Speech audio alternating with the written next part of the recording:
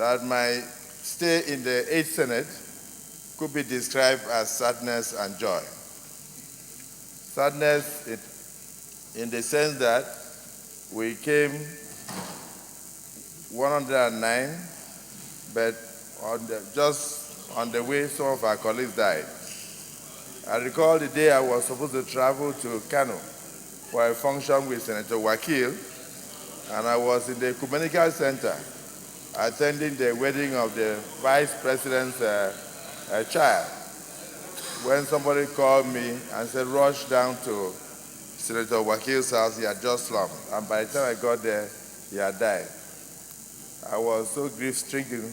That was the first time in my life I had to enter into the mosque to go and pray. So I would like to use this opportunity to say, like others have said, that may the souls of our 3 departed colleagues, Senator Abubakar, Senator Wakil, Senator Adeleke, rest in perfect peace.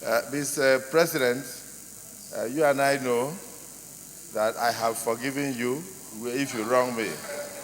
And but even when we are departing from here, if there is reparation or if there is still need, you can still see me outside here after.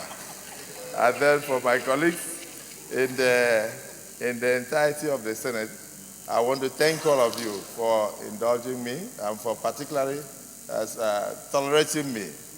Where I went wrong, please forgive me. But I must say that I enjoyed my stay here. It's a different thing to be a governor, and it's a different thing to be a senator.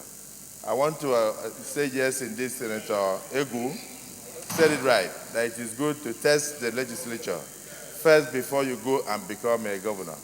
But should you also become a governor, it's also good to bring that experience into the legislature. And for my younger brothers in the Senate, I didn't know he's not here.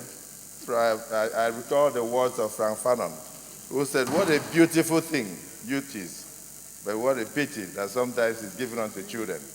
Because if youthfulness were given to adults, I'm sure they would have been able to reorganize and reorder their ways. But I forgive all of them. Let me say, sir, that here, the 8th Senate achieved a lot. Of course, you've said the greatest number of bills ever since 1999. And I also say that despite turbulent period, we remain very focused. It's a great credit that we also took cognizance of our Nigerianness. We made sure that every time the interests of Nigeria came first.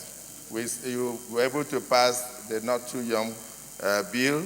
We were able to pass the Northeast Development Commission bill.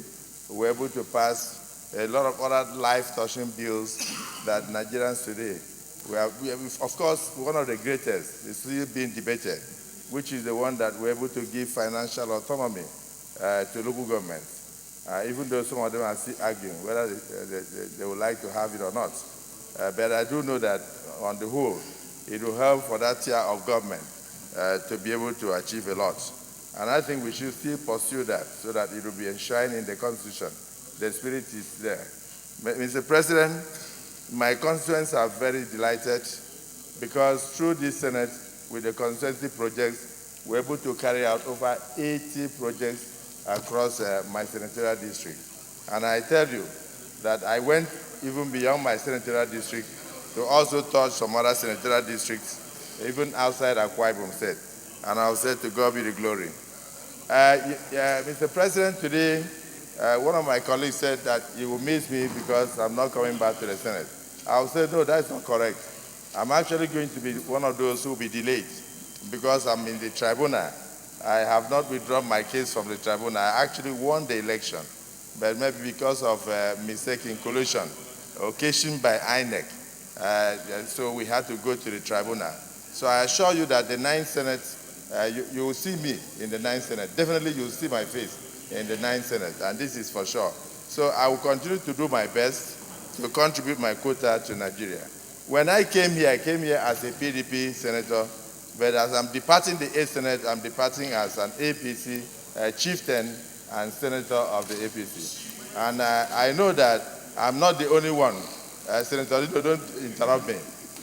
Even the Senate President came here as an APC senator, and when he's living here today, he will be living as a PDP senator. I don't know why a lot of uncommon things happen in the Senate. Maybe because I came here. So maybe because I came here. But on the whole, I would say that in spite of all challenges, we're able to remain focused. Mr. President, one of the things we must give glory to God is that many of us are still alive today. We also had a lot of challenges, sometimes even health challenges in our various families, but God saw us through. I want to thank my constituents in Ikot Benin Senatorial District, the good people of Akpabio State, and all Nigerians who have been praying fervently for us. And I assure you that in all we do, we will continue to think of this country. This is the second time I'm having this kind of experience. First was when I was opportune to attend Federal Government College in Port Harcourt, and I became a general senior prefect, and I met with all Nigerians. And I will encourage people to send their children to Federal Government colleges, because you learn to mix with other Nigerians, learn other cultures, interact with them, and it will help you in future. The second is in this Senate, where I came and I met Nigeria. I will say I joined Nigeria, I met Nigeria, interacted with Nigeria, and I want to continue to be a Nigerian. I'm proud to be a Nigerian. May God be with all of us. And of course, the clerk of the Senate and the staff, and particularly members of the press, you've done very well, even though sometimes you never showed my face. I don't know why, but you did very well. I want God to be with all of you. Mr. President, you indulge some of us too much. I want the 9th Senate, because one of us is going to be the Senate President, to learn where you overindulge some senators. Let the 9th Senate President try to give a level playing field to all, because the Senate is a leveler. It doesn't matter whether you were an AC or a PA or whether you were a councillor. Once you come here with your governor, you are all learned colleagues, or what do you call it, distinguished colleagues. Yeah, so the Senate is a leveler. And so the presiding officers who have done very well in the 8th Senate, Ikoha, my in-law, and Senator Saraki, people have done very well in the 8th Senate. In the 9th Senate, I want the next Senate President to also ensure that there's a level playing field. If you give 2 minutes to me, give 2 minutes to Dino. Let Dino not take 10 minutes. Then when it is my time, 3 minutes, you'll suddenly say it is time up. And so I'll raise my hand for a long time, and Dino will just walk in, and then it will be recognized. So there was certain disparities here and there. And it's good for us to notice some of these things. So, and finally, let me give a lot of credit to my backbones, let me say so. Distinguished Senator James Manager, Distinguished Senator Abaribe, Senator Polka, Senator Dikibo, who is not here, Emmanuel Boacha, my lady, small bone, my minority leader, Mrs. Olujimi, my junior brother, Senator Aduda, and of course, all of you. And I assure you that wherever I am, I will continue to pray for you. I'll continue to, Albert is my brother. I'll continue to pray for all of you. But one of the things that they must also focus on in the 9th Senate is how to reform the Electoral Act. We must make sure that every vote counts in Nigeria. A situation where the electoral umpires become so terribly biased that even when in the face of carry go, it doesn't matter this political party, they will not take that into cognizance. I think if in future every vote counts in this country, we would have moved democracy forward. But on the whole, congratulations to all of you. I'll continue to be a Nigerian, therefore I'll continue to see you. Senator Adiola, don't look at me. I'm not going to talk about you until you say to me. Binta, darling girl, see you. Senator Shehu Sani, see you on CNN. Thank you, gentlemen. Senator Aliru.